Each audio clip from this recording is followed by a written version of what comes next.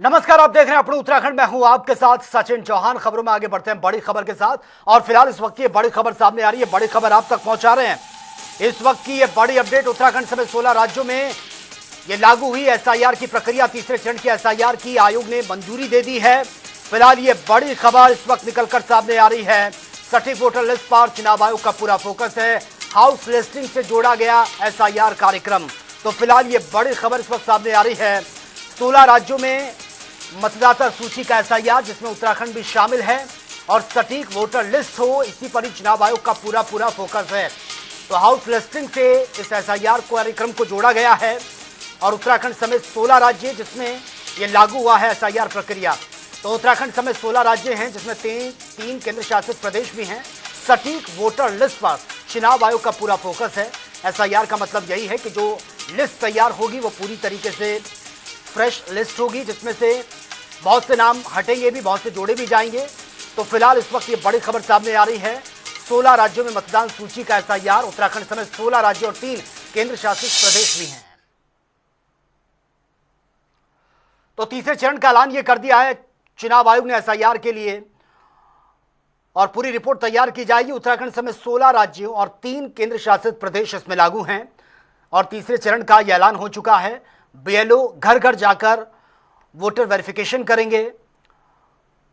और साथ ही आपको यह भी बता दें कि राजनीतिक दलों से हर पोलिंग बूथ पर बीएलए नियुक्त करने की अपील भी की गई है, ताकि इस प्रोसेस को जल्द से जल्द निपटाया जा सके।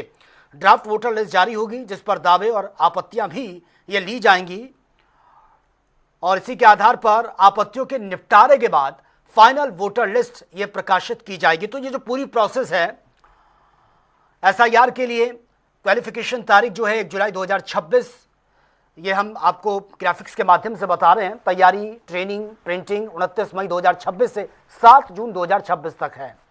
तो ये प्रमुख तारीखें हैं जो हम आपको बता रहे हैं।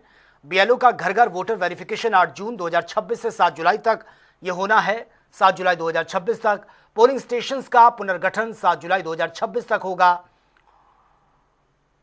और इसी के साथ ड्राफ्ट वोटर लिस्ट का प्रकाशन 14 जुलाई 2026। ये जो प्रोसेस है जुलाई तक ये चलेगी, और उसके दावे और आपत्तियां दर्ज करने की जो अवधि है वो 14 जुलाई 2026 से 13 अगस्त 2026 है, ये दी गई है। दावे आपत्तियों का निपटारा 10 जुलाई 2026 से 11 सितंबर 2026 को ये जो दावे और आपत्तियां हैं इसका निपटान किया जाएगा, और प्रकाशन 15 सितंबर 2026 को फाइनल वोटर लिस्ट का जो प्रकाशन है वो 15 सितंबर को होना है। और इस खबर पर ज्यादा जानकारी के साथ संवाददाता अरुण सैनी इस वक्त सीधा लाइव बने हुए हैं। अरुण, 16 राज्यों में मतदाता सूची का एसआईआर ये होना है, और अब ये फाइनल जो है तीसरी प्रक्रिया जो होगी उसमें उत्तराखंड का नाम भी शामिल है। इन तमाम राज्यों में किस तरीके से जमीनी स्तर पर यह प्रोसेस देखने को मिल रही है, क्योंकि एसआईआर को लेकर लगातार विपक्ष भी समय समय पर सवाल उठाता रहा है, आम जनता को दिक्कत ना हो। फिलहाल ग्राउंड पर किस तरह से अभी ये पूरी की पूरी प्रोसेस चल रही है? जी सचिन, बिल्कुल देखिए एसआईआर होने वाला है और 19 राज्यों में एसआईआर की प्रक्रिया कार्यक्रम जो है वो जारी हो चुके हैं। उत्तराखंड भी इसमें ही है और उत्तराखंड में भी एसआईआर प्रक्रिया जो चलेगी उसके कार्यक्रम जारी हो चुके हैं। सबसे पहले अगर एसआईआर के कार्यक्रमों की बात की जाए तो 29 मई से एसआईआर की प्रक्रिया जो तीसरे चरण की है वो शुरू हो जाएगी, जिसमें की गणना और जो प्रिंटिंग है, कर्मचारी के प्रशिक्षण संबंधित जो कार्य है वो 29 मई से शुरू होकर 7 जून तक वो कार्यक्रम चलेंगे, प्रशिक्षण कार्य चलेंगे। इसके बाद बीएलओ द्वारा घर घर जाकर गणना प्रपत्र और वितरण जो है वो किया जाएगा, जो कि 8 जून से लेकर 7 जुलाई 2026 तक ये होगा। इसके बाद मतदान केंद्रों का पुनर्गठन होगा, 7 जुलाई 2026 से शुरू होगा। इसके बाद ड्राफ्ट रोल का प्रकाशन होगा, जो कि 14 जुलाई से शुरू होगा। और इसके साथ ही दावे और आपत्तियां दर्ज करने का जो समय है वो 14 जुलाई से 13 अगस्त का समय, इसमें जो भी अपने दावे हैं या आपत्तियां उन्हें दर्ज कर सकता है। इसके बाद नोटिस जारी करना या दावों की जो आपत्तियां जो आएंगी उनका निस्तारण करने के लिए 10 जुलाई से 11 सितंबर तक का समय है। और इसके बाद जो अंतिम मतदाता सूची का प्रकाशन होगा वो 15 सितंबर को होगा। तो इस तरह से जो है ये कार्यक्रम एसआईआर के उत्तराखंड में होने वाले हैं। इसी के साथ ही बात की जाए तो एसआईआर को लेकर तमाम तैयारियां शुरू हो चुकी है, तमाम तैयारियां चल रही हैं। इससे पहले उत्तराखंड में प्री एसआईआर शुरू हुआ, और प्री एसआईआर की अगर बात की जाए तो प्री एसआईआर में 9,76,000 मतदाता ऐसे हैं जिनकी मैपिंग नहीं हो पाई है। मैपिंग ही वो क्यों नहीं हो पाई, जिसमें कि कई बार ऐसा भी है जब आवास गया, घर जाया गया, तो कई बार ऐसा हुआ कि कोई घर पर नहीं मिला या घर पर ताला मिला या कहीं बाहर गया हो या स्थायी रूप से पता चेंज कर लिया हो या फिर जो है वो मृत्यु उसकी हो गई हो। तो इस तरीके से 9,78,000 ऐसे मतदाता हैं जिनकी मैपिंग FIR में नहीं हो पाई। ऐसे में उन मतदाताओं को भी घबराने की आवश्यकता नहीं है। अगर किसी को लग रहा है कि इसका नाम छूट गया है तो जो अब FIR की प्रक्रिया शुरू होगी वो उसमें जो है अपना नाम ऐड करवा सकते हैं। यानी कि जो 9,73,000 मतदाताओं की मैपिंग नहीं हो पाई, जो गायब है, तो वो अपना नाम इसमें ऐड करवा सकते हैं जो FIR है। इसी के साथ साथ ही FIR में जो भी मतदाता है उन्हें घबराने की आवश्यकता नहीं है, ये मुख्य निर्वाचन अधिकारी की तरफ से स्पष्ट किया गया है। और उन्होंने कहा कि अगर किसी को लगता है कि जबरदस्ती इसका नाम काटा जा रहा है FIR के द्वारा, तो वो DM स्तर पर अपनी जो है शिकायत दर्ज कर सकता है। अगर वहां से उसका निष्पादन नहीं होता तो उसके बाद मुख्य निर्वाचन अधिकारी के यहाँ जाकर वो अपनी शिकायत दर्ज कर सकता है। इसी के साथ ही जो है जो BLO की नियुक्ति की गई है या जो बूथ लेवल के अधिकारी हैं वो BLO है, वो 3 बार जो है लोगों के घरों पर जाएंगे। अगर कोई 3 बार में ही घर पर नहीं मिलता, 3 बार ही घर पर नहीं मिलता, तो उस अवस्था में भी उससे घबराने की आवश्यकता नहीं है। उसको पता चलता है तो वो जो बूथ अधिकारी होगा जो वहाँ पर पूरा बूथ देखेगा तो वो BLO के माध्यम से संपर्क कर सकते हैं और उसके बाद अपना जो है वो इस प्रक्रिया को कर सकते हैं। इसी के साथ ही अगर उसमें जो BLO घर घर जाएंगे, अगर उसमें भी उनका नाम छूटता है, कोई अपने घर पर नहीं मिलता, तो उसके बाद भी वो व्यवस्था भी की गई है और ऑनलाइन माध्यम से वो अपना जो है फॉर्म भर सकते हैं, प्रक्रिया कर सकते हैं। इस तरीके से यानी कि जो भी मतदाता है उसको घबराने की बिल्कुल भी आवश्यकता नहीं है। और जो FIR की प्रक्रिया है वो शुरू होगी। यह वहीं विपक्ष भी इसमें इस तरीके का रूप उसका रहता है और विपक्ष, हालांकि कई राज्यों में जब FIR हुई तो विपक्ष का काफी विफल रवैया रहा। जिस तरीके से जो कई प्रदेशों में जिस तरीके से वोट कटा, चाहे बिहार हो, पश्चिम बंगाल हो, तो ऐसे में जो FIR हो रही है तो ऐसे में विपक्ष उत्तराखंड में जो विपक्षी दल है कांग्रेस का क्या शुरू रहता है और कितनी वो FIR में अपने कार्यकर्ताओं की किस तरीके से उनकी भूमिका रहती है, भाजपा की किस तरीके की जो कार्यकर्ताओं की भूमिका रहती है, ताकि सभी जो है लोगों के नाम जुड़ सके, FIR में जुड़ सके और मतदाता सूची में उनका नाम शामिल हो सके। तो ये तमाम चीजें अब देखने वाली होंगी धरातल पर आगे किस तरीके से इसको कार्य होता है। हालांकि चाहे सत्ता पक्ष भाजपा हो या कांग्रेस हो, दोनों दलों से जब बातचीत हुई तो उनका कहना है कि FIR के लिए पूरी तरीके से तैयार है। तो विपक्ष को कहना है कि किसी भी जो कार्यकर्ता का नाम काटने नहीं दिया जाएगा। पार्टियों की तरफ से भी जो BLO हैं वो नियुक्त किए गए हैं और इसी के साथ ही अब जो तमाम व्यवस्थाएं संगठनों की तरफ से अपने अपनी तरफ से भी की गई है और निर्वाचन आयोग भी अपनी पूरी तैयारी में है। ऐसे में जब FIR की प्रक्रिया अनुसूचित मई को शुरू होगी तो किस तरीके से पूरी प्रक्रिया रहती है और जब आखिरी मतदाता सूची आएगी तो उस वक्त क्या कुछ चीजें उसमें निकल कर आती है, किस मतदाताओं के नाम करते हैं, कितने नए जुड़ते हैं, वो तमाम चीजें देखने वाली है। ठीक है अरुण, बहुत बहुत शुक्रिया फिलहाल आपका तमाम जानकारी के लिए। चलिए खबरों में आगे बढ़ते हैं। देहरादून में जंगलों में आग लगने की घटनाएं लगातार सामने आ रही हैं और वनाग्नि से जहां लोगों को परेशानी का सामना करना पड़ रहा है तो वहीं वन्य जीवों और पर्यावरण को भी भारी नुकसान हो रहा है। और इस पर वन मंत्री सुबोध उनियाल ने कहा कि जलवायु परिवर्तन और लगातार बढ़ते तापमान के कारण आग की घटनाएं बढ़ रही हैं। उन्होंने ये भी कहा कि वन विभाग ने इस बार विशेष मैकेनिज्म तैयार किया है और इसके तहत वन कर्मियों अधिकारियों को उनकी मदद से पिछले सालों की कंपैरिजन में वनाग्नि की घटनाओं पर काफी हद तक अंकुश भी पाया गया है। आप देख रहे हैं कि जलवायु परिवर्तन एक बहुत बड़ा कारण है और जिस तरह से बीच में देहरादून जैसी जगह में भी आप देख रहे हैं 34, 35, 36 डिग्री टेम्परेचर हो गया था। तो इससे आखिर घटनाएं होती हैं, लेकिन मुझे पूरा विश्वास है कि अपने वन्य कर्मियों के माध्यम से, अपने अधिकारियों की तत्परता से और जिस तरह हमने इस बार मैकेनिज्म बनाया है जिला प्रशासन को साथ लेकर के और उसके ऊपर प्रभु कृपा, तो आप देख रहे हैं हर दूसरे दिन पानी गिर जाता है तो काफ़ी इसमें राहत मिल जाती है। तो मैं समझता हूँ, मुझे लगता है कि विगत वर्षों के मुकाबले हम लोग वन अग्नि पे अंकुश लगाने में सफल होंगे। चलिए आगे बढ़ते हैं। सुमित हृदयेश ने प्रधानमंत्री नरेंद्र मोदी के ईंधन बचाने और सोना न खरीदने के आह्वान के बाद उत्तराखंड सरकार द्वारा नो व्हीकल्स डे जैसे फैसलों पर सवाल उठाए हैं। हल्द्वानी से कांग्रेस विधायक ने कहा कि यह सरकार पहले यह स्पष्ट कर दे कि क्या कोई गंभीर आर्थिक या वैश्विक संकट आने वाला है।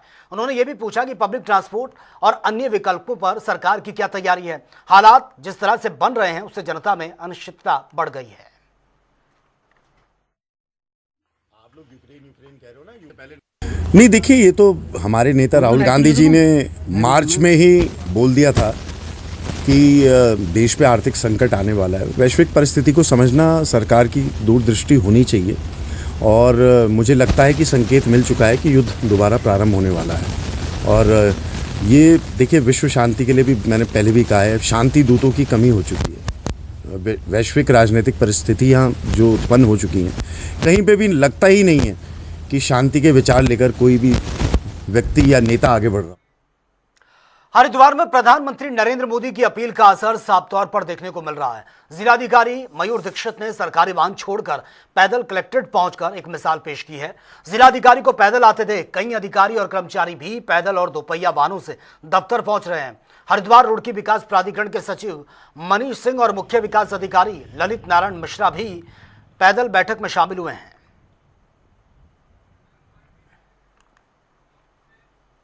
और देहरादून के हर्रावाला क्षेत्र में परिवहन विभाग के एक इंस्पेक्टर पर कथित रूप से हर महीने 8,000 रुपए रिश्वत लेने के गंभीर आरोप के बाद विभाग में हड़कंप मचा हुआ है। मामला सोशल मीडिया पर वीडियो वायरल होने के बाद यह सामने आया और आरोपों के बाद परिवहन विभाग ने त्वरित इस पर एक्शन लिया है। संबंधित इंस्पेक्टर को सस्पेंड कर दिया गया। मामले की गंभीरता को देखते हुए जांच समिति का भी गठन किया गया है।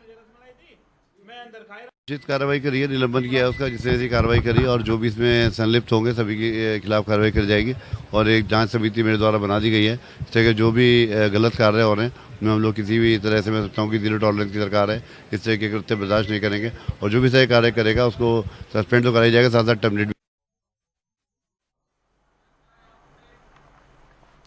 हरिद्वार के रोशनाबाद स्थित पुलिस लाइन परिसर में पुलिस कर्मियों के बनने वाले हेल्थ क्लब हॉल पर विधिवत भूमि पूजन ये किया गया और यह निर्माण कार्य नगर पालिका शिवालिक नगर के वार्ड संख्या 13 में सांसद निधि से करीब 24,95,000 रुपए की लागत से यह करवाया जाएगा। भूमि पूजन कार्यक्रम में राज्यसभा सांसद नरेश बंसल, रानीपुर विधायक आदेश चौहान, शिवालिक नगर पालिका अध्यक्ष राजू शर्मा और वरिष्ठ पुलिस अधीक्षक नवनीत सिंह भुल्लर मौजूद रहे हैं। इस दौरान सभी अतिथियों ने कहा कि पुलिसकर्मी 24 घंटे कानून व्यवस्था संभालते हैं, ऐसे में उनका शारीरिक रूप से फिट रहना बेहद जरूरी है।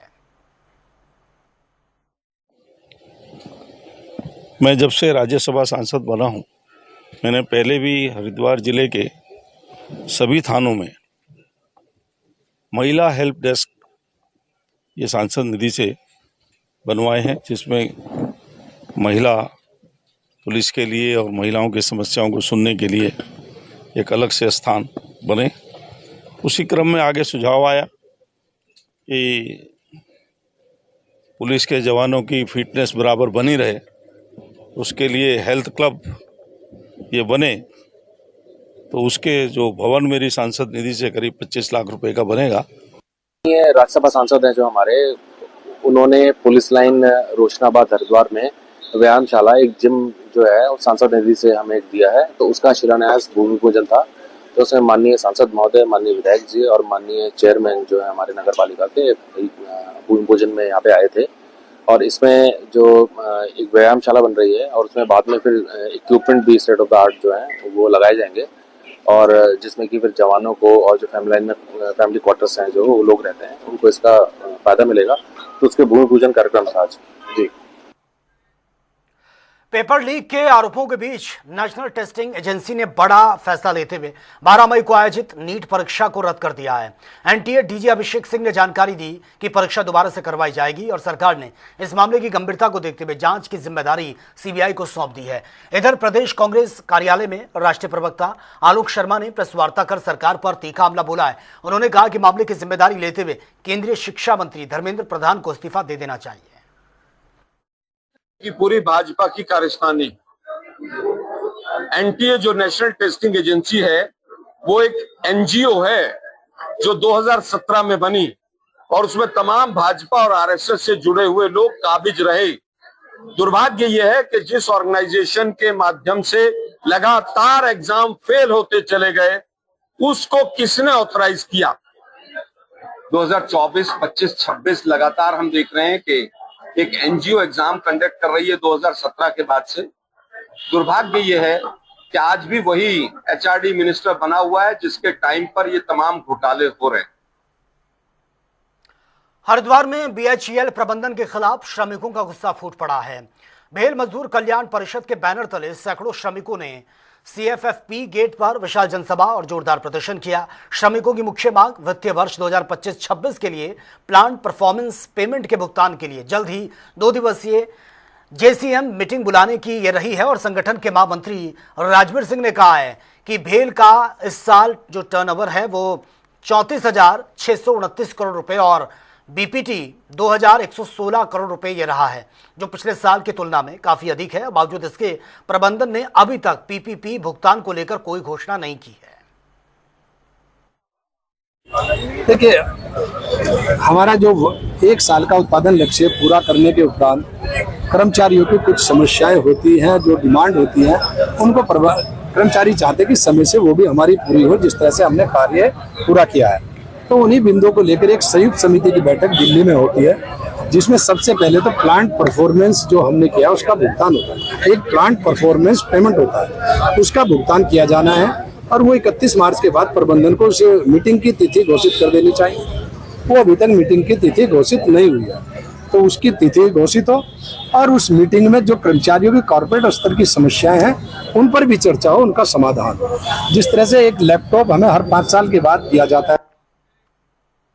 उत्तराखंड सरकार के निर्देशों के बाद हरिद्वार जिले में मदरसों की जांच अभियान ये तेज कर दी गई है। जिले में 131 मदरसों की प्रारंभिक स्क्रीनिंग में अनियमितताएं सामने आई हैं और 23 मदरसों की मार्च अप्रैल की धनराशि पर रोक लगा दी गई है, जबकि 11 मदरसों में पीएम पोषण योजना बंद करने के आदेश जारी किए गए हैं। प्रशासन अब छात्रों, शिक्षकों और वित्तीय अभिलेखों और बाहरी राज्यों से आए बच्चों के सत्यापन की प्रक्रिया शुरू करेगा। हमारे हरिद्वार में पीएम पोषण से आच्छादित 131 मदरसे हैं, जिनकी एक स्क्रीनिंग टेस्ट किया गया था। पहले फर्स्ट चरण में हमने इनके साथ संवाद स्थापित किया डाइट में और सबको एक न्योता दिया कि आप सभी लोग आए, आपसे अपने सामने बात होगी। तो उसमें से 121 लोगों ने हमें रिपोर्ट किया और 10 लोगों ने नहीं रिपोर्ट किया और उसी दिन उन्होंने बंद करने की, पीएम पोषण योजना बंद करने की नोटिस दे दी। तो सबसे पहले तो उनको संदिग्ध मानते हुए हम उनको दायरे में लिया है। इसके अलावा हमने एक व्हाट्सएप ग्रुप क्रिएट किया उसी दिन और जो बाकी 121 मदरसे हैं उनसे ये अपेक्षा की कि आप खाना बनाते हुए और खाना खिलाते हुए आप शेयर करेंगे फोटो। तो फिलहाल इस बुलेटिन में मेरे साथ इतना ही, लेकिन तमाम खबरों के लिए आप बन रही है जनता टीवी के साथ। नमस्कार।